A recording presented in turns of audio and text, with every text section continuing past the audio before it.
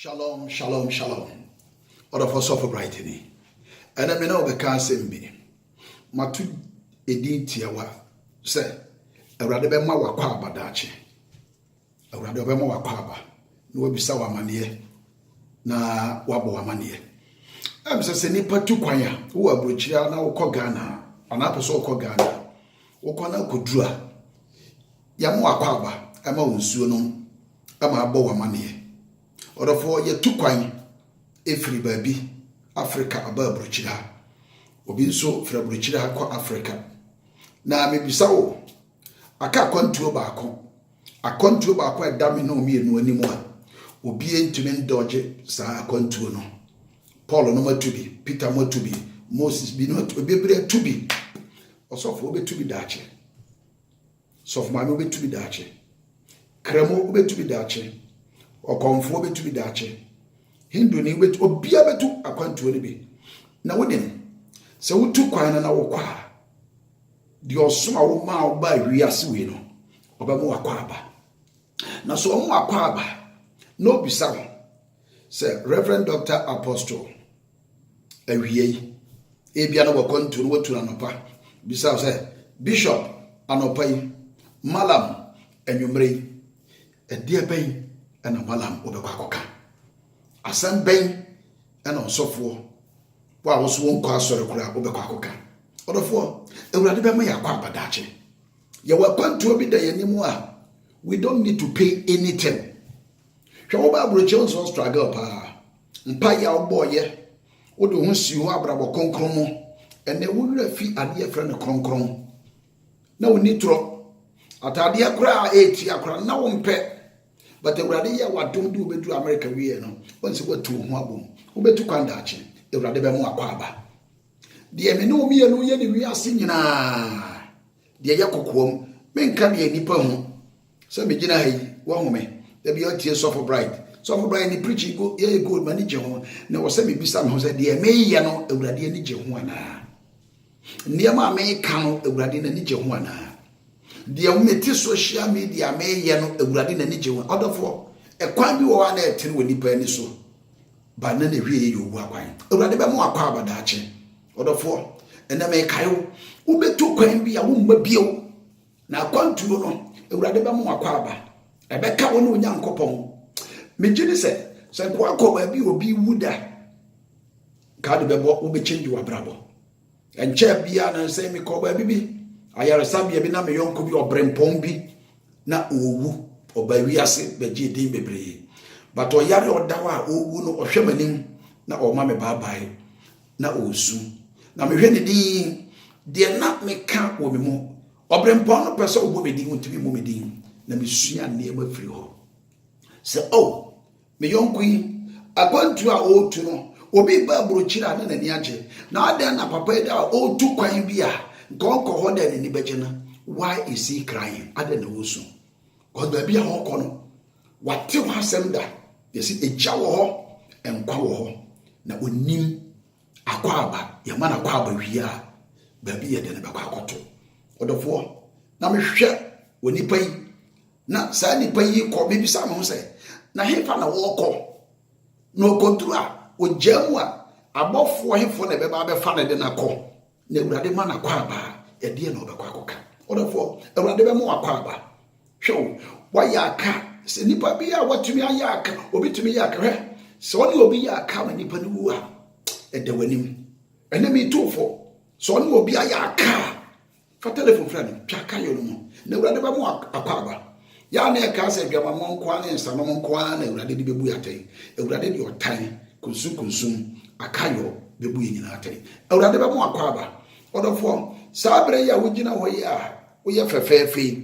se wugya mu ne awia no pa ya akonta be na abekwa kobuo aya na meti nipa bi no mekọ Ghana next year metia na me de mensa suma no metu e sofo bright se mekọ party a metimi de mensa suma no hwe nipa din na se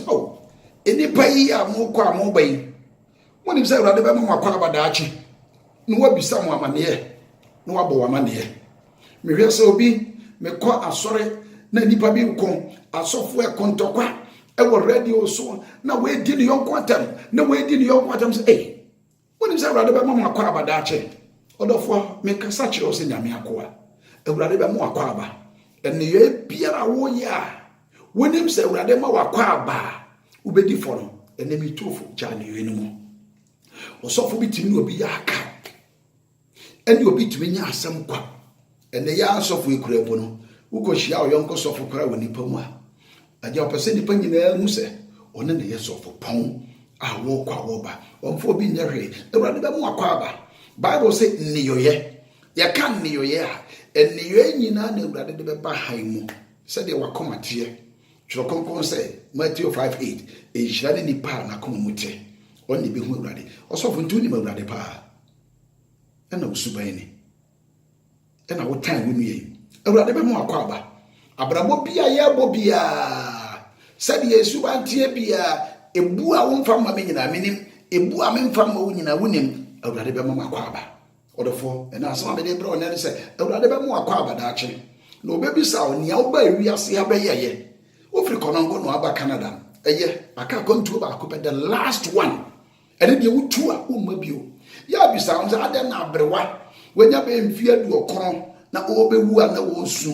na oyaro se mo fa na hospital enso ka ne mfie na me no ba bia wo ko ne hoi hu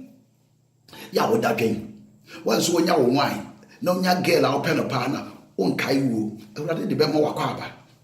o de mo wakwa aba na akwa wo be bo amane